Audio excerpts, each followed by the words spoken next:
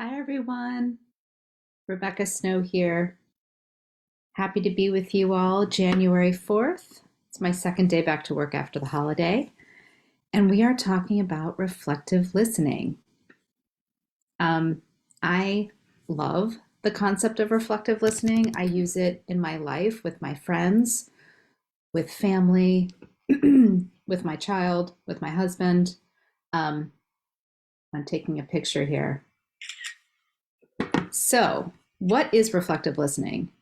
It is definitely more than just listening. And it's more than hearing. Hearing is something we do with our ears. Listening is something we do with our whole selves. I love the Chinese symbol for to listen, because it includes the ears, the eyes, undivided attention, and the heart. And as a practitioner, when we are working with a client, we do want to give them our full undivided attention and and to be present, because part of our work as nutritionists and herbalists, it's not just giving people recommendations. It's bearing witness to somebody else's story, um, and being a therapeutic partner for them, being a partner for them in hearing their story, so that they can, even just being able to tell us their story, somebody is able to craft it, to tell it, to start to define what that looks like for them. So there's so many powerful things that happen in a clinic space, and we can be a facilitator for somebody else's healing just by practicing reflective listening. We can't um, we just can't underestimate the power that listening has as a healing tool in and of itself. So what is reflective listening? Reflective listening is listening and hearing to what the patient is saying, more than just what the words are, but the whole person. What is the message behind the message? And it's giving a patient your undivided attention and letting them know that they are heard. So what does that look like? Um, what are some ways that we can practice reflective listening in clinical practice? So, number one, how do we practice giving undivided attention to people? I have some practices I use to set intention. I'm going to show right here. I've got a candle burning and I've got some hydrosol sprays. I love creating little practices like that when I'm in my clinic space here. Um, like this twinkle in the eye hydrosol, I'll just spray myself with it. Take a breath. It's just a moment. It only takes a moment just to remind myself I'm now in my clinic space. I'm going to be working with clients and giving them my undivided attention. So number one, when you're with a client, are you looking at your notes? Are you looking at your computer? Are you giving them your attention? Are you distracted, trying to multitask, while you're listening? Of course, as a practitioner, we have to multitask. We've got to take notes and juggle a lot of things in that consult. But even if you just take the first 5 to 10 minutes to put down your writing instrument, to ask your client to tell you their story and to listen to their story, even if you just do that for 5 to 10 minutes, that is a good practice to have. So that's number one. Number two, reflective listening could just be reflecting back to somebody what they say. For instance, I notice when I drink water, my headaches are less. The client tells you that. That's a good statement to reflect back. It's a self-awareness. They're paying attention to their body. They're learning what health behaviors benefit them. So reflecting that back, wow, so I hear you say when you drink water, your headaches are less.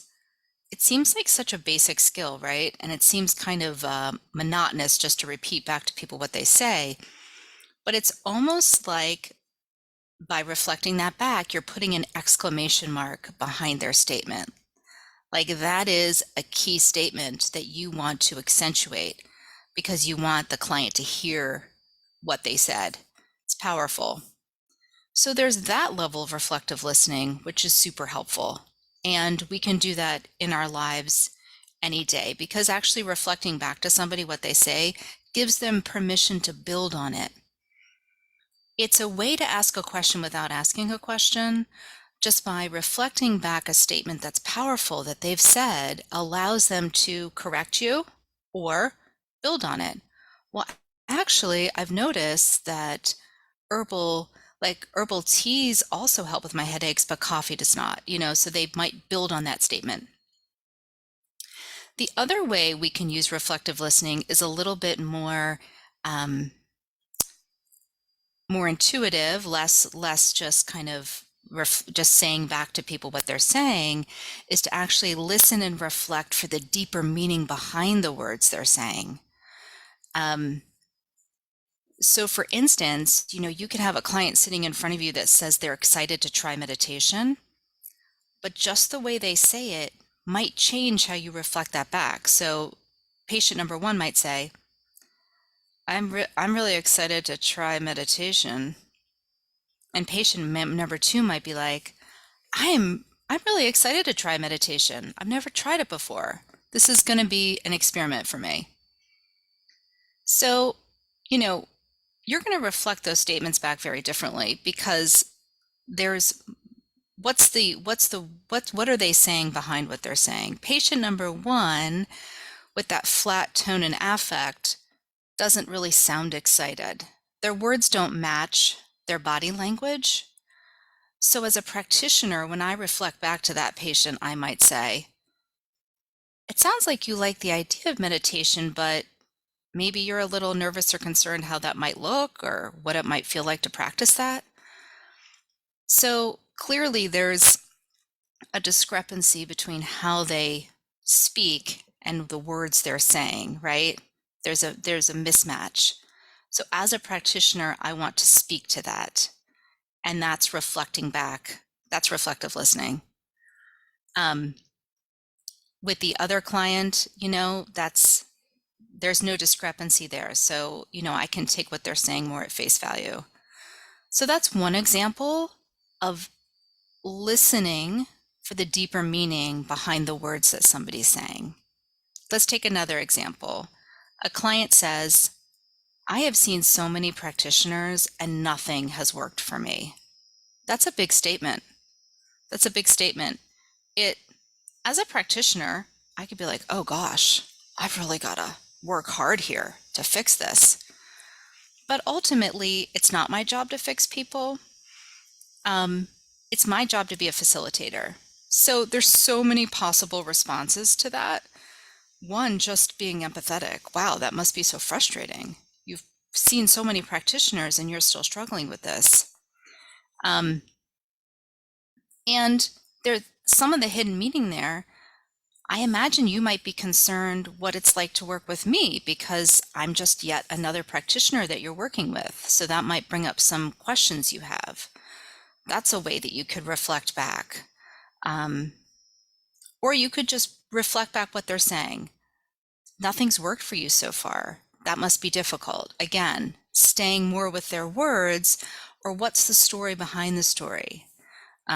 You could also reflect back, and this brings me to my next tip, is that when you use reflective listening, you do want to pull out the bits of information, like in our first example, that really highlight places in the client story where you want to put an exclamation mark. So hidden in this statement is a client or a patient who's actually been working very hard to find solutions for their illness. And they've been going to practitioner because they are very diligent and hopeful, and they're working hard to find a solution. So you can affirm that. You can reflect back, wow, you are really persistent to find solutions to this issue for you. I see that you have a strong desire to get better.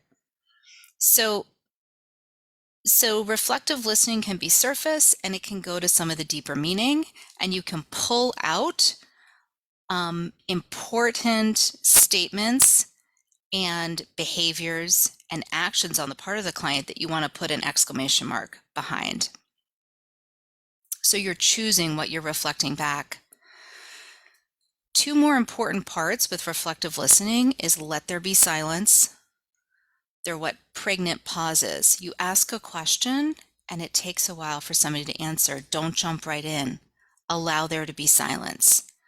Those pregnant pauses are great transformative moments for a client to be thinking through without you interjecting. Don't offer advice too quickly. Allow solutions to emerge from the client or patient. And last but not least, choose what you reflect back.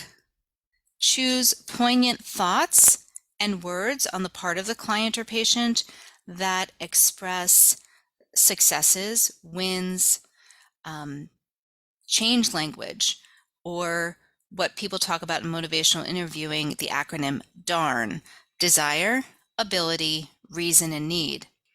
So when a client expresses a desire to change or the ability to change or a reason to create change or the need, such as I want to be here to see my grandkids graduate high school, and therefore I need to